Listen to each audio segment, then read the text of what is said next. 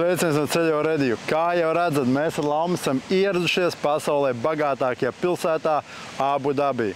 Un mēs šeit esam tikai uz vienu dienu. Un mēs jums šajā video gribam parādīt to, ko te var vienas dienas laikā sadarīt un piedzīvot.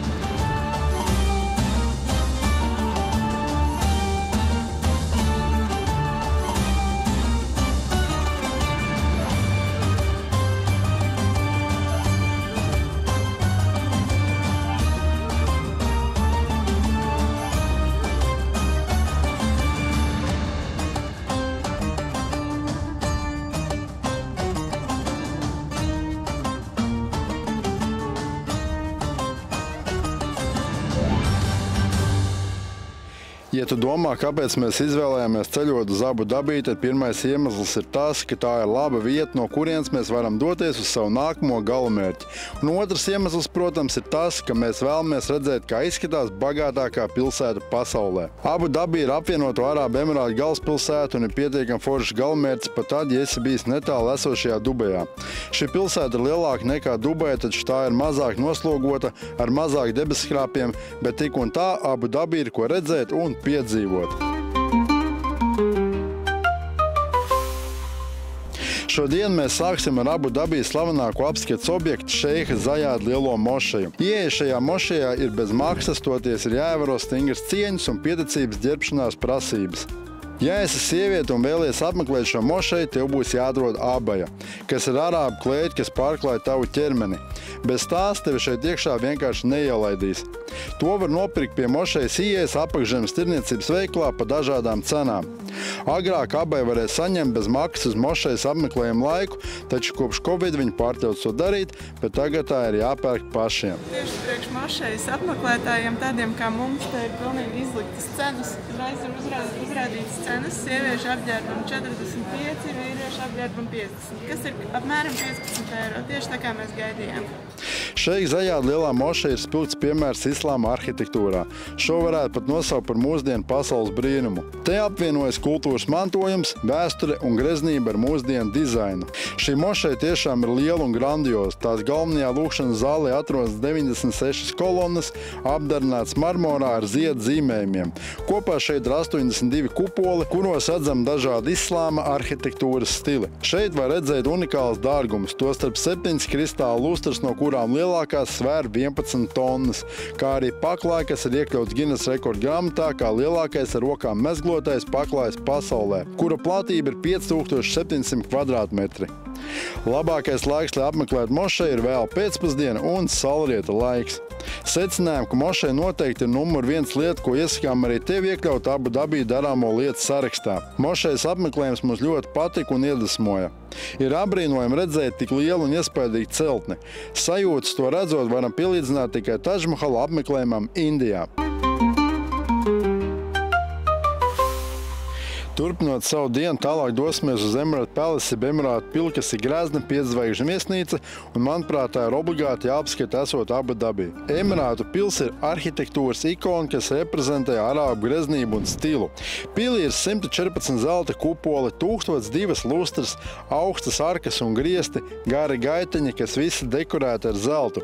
Kopumā Emirātu pilī ir 1 000 000 kvadrātmetru apzeltītu virsmu, ko augstā kvalitātē uztur vesela komanda. Zelts šeit ir visur, un tieši tāpēc mēs arī dosimies šeit nobaudīt slaveno zelta kapučīno.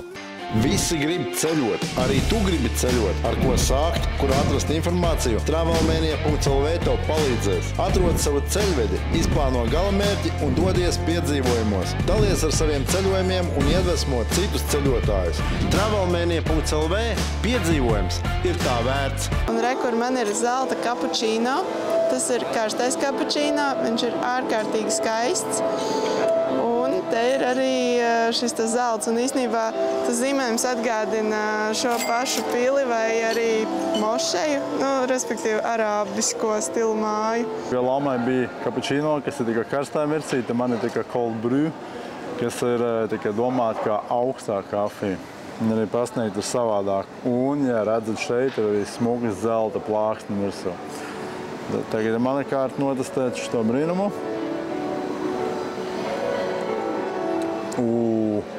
Bet tik labi.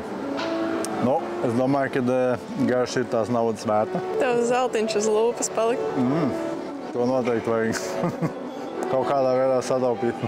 Nē, bet tiešām ļoti, ļoti garšīgi. Manuprāt, šeit noteikti vajadzētu atnākt, ja esat Abu Dabī. Tas ir kā likums, jo kur vēl kaut ko tādu pieredzēt, pirmkārt, ja ne šeit. Un, ja jums ir šie līdzekļi, tad noteikti paņemat arī zelta kafiju, jeb kapučīno. Izbaudat tā, kā mēs to darām. Finālā es pat nezinu, cik tas maksās, bet kaut kā 50 eiro duši mēs atstāsim vismaz par šīm 2 kūciņām un 2 kafijām. Nav jau briesmīgākā nauda, vienkārši lai pabūt skaistā kafejnīcā. Tas nekas tāds traks nav. Normāla nauda. Sevišķi vēl Abu Dabī. Bagātākajā pilsētā pasaulē. Kā arī pat Emirātu pils ir viena no simboliem Abu Dabī, kas reprezentē viņu greznību. Transportam Abu Dabī izmantojām tikai Uber aplikāciju, kas šeit darbojas lieliski un cenu ziņā ir visai izdevīgi. Brauciens no vienas pilsētas malas līdz otrai maksā aptuveni no 12 līdz 15 eiro, un šāds pārvietošanās veids ir ļoti ērts un ietaupa laiku. Mēs šobrīd atrodamies pie Luvras Abu Dabī, bet Luvra, kā jau jūs zināt, ir lielākais mākslas muzejs pasaulē, Parīzē, Francijā. Un Abu Dabī ir nopircis šo te vārdu, iznomājis viņu un drīkst saukt Luvru šeit par Luvru, kas ir viņa mākslas muzejs, līdz 2047. gadam. Tad iesim iečekot iekšpusi, jo man liekas, ka šī māja pati pa sevi būs ļoti skaista. Un, jā, protams, arī pastīsimies, kas tur ir izstādīts. Muzejā apkopo dažādu mākslas darbu kolekciju no visas pasaules. Gan senās Āzijas un Indijas, gan Āfrikas, Ēģiptes, Romas un Grieķijas civilizācijām. Jo tālāk ejam, jo vairāk pietuvojamies mūsdienu mākslē. Un šāds līdzīgs koncepts ir te visos mākslas muzejos. Mēs iztaigājām visu izstādi, bija forši, bija no visa kā pa bišķiņam, tu ej pa tādiem tā kā gadsimtiem cauri. Man visvairāk patika modernā māksla un 20. un 21. gadsimts. Bet tagad mēs izgājām ārā, un te īstenībā ir nenormāli forši. Un tas ir tas, ko es galvenokārt gribēju redzēt, šī arhitektūra. Nu, te ir tā kā milzīgs kupols, bet viņš ir tik iespaidīgs un tik skaists koks pa vidu. Un tas jumta segums, viņš rada tādu seriālu sajūtu, ka tu būtu, es nezinu, nākotnē nonācis. Ēka uzbūvēta virs ūdens un šķiet sastāv no dažādu izmēru baltiem kubiem, bet pār tiem milz tērauda kupols, kas ar savu īpatnējo rakstu rada interesantu gaismas spēli un pat atgādina zvaigžņotas debesis. Baltie kubi, kas veido ēkas pamatu, tika veidoti iedvesmojoties no seno arābu pilsētu izkārtojuma. Man patīk, ka spēlējās tās formas, kad ir milzīgais kupols un tad ir tie kvadrāti, augstāk, zemāk, un tad visi mājas sastāv no kvadrātiem. Tev tā kā visu laiku, kur tu skaties, tev ir kur atsipiesiet, tev tā kā spēlējās tās optiskās ilūzijas. Nu, nenormāli forši, moderni, skaisti. Teiksim, tas, ko es mācījos skolā, es mācījos tieši dizaina arhitektūru, un tas viss likās tāds, nu, es nezinu, man ir sajūta, kad tiek īstenot tādi milzīgi mākslas projekti, un tas ir nenormāli forši. Principā visforšākais brīdis arī bija apskatīt šo muzeju iekšējo pagalmu zem kupola. Nu ko, mēs ar Lamu noslēdzam šodienu šeit pat pie Luvras. Nekur tālāk neesam tikuši. Vakar pavadījām muzejot augšā rooftop bārā, kur mēs skatījāmies. Saulrieta, kurš īstenībā bija tāds diezgan nekāds, jo ir baigā dūmaka šodien. Un labi, ka mēs neaizbraucām kaut kur citur, jo mēs bijām domājuši aizbraukt uz mošeju vēlreiz vakarā, tā kā izbaudīt to saulrieta gaismu, un ļoti labi, ka neaizbraucām.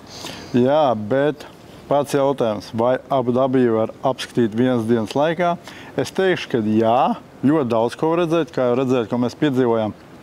Bet, protams, vēlams ir vismaz 2 dienas, ja grib izbaudīt tādu vietu kā Ferrari World un vēl kaut kādas atrakcijas, kas šeit ir. Tā kā tā.